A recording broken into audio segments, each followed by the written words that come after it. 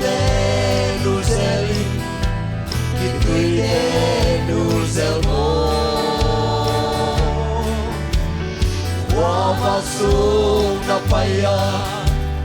wa na nong zo amanang ngompi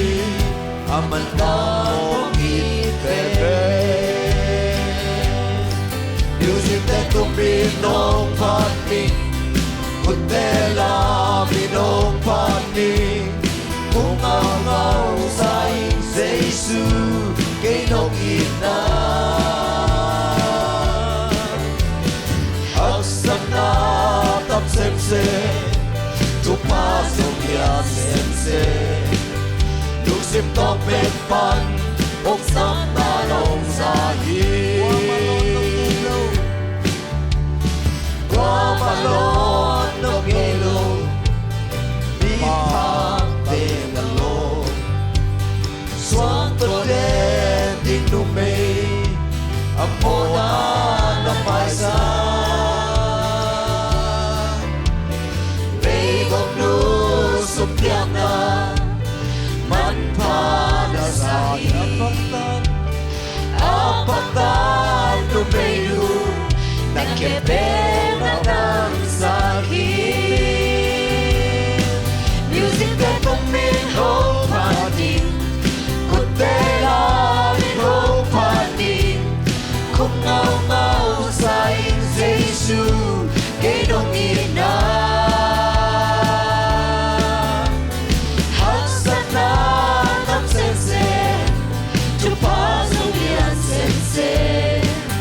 Luksan topeng pan Kung saan narong sahi Ibang kakilo Ito'y bang kakilo Kainong inahi Uto'y mga luwagden Uto'y mga luwagden Nung heavy inahi Aliyan ko kya na Aliyan ko kya na Kainong masakit Asang ben pasyanin Asang ben pasyanin Anya ben tenong iti Music te tumpin hong pating Kutela min hong pating Kung ngaw-ngaw sa Jesu Kinong ina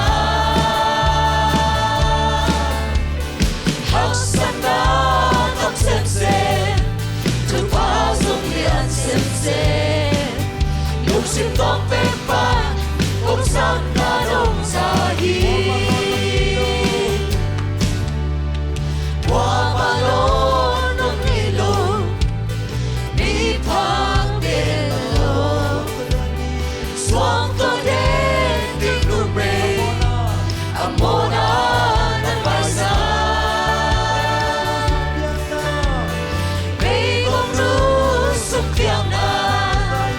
Manpanasahi Apagdan tupenu Nakipin na ng sakit Music te tuminhong pating Kutela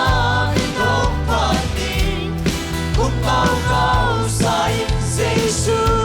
Pinong ina Haksan na ng sense Tupasong yan sense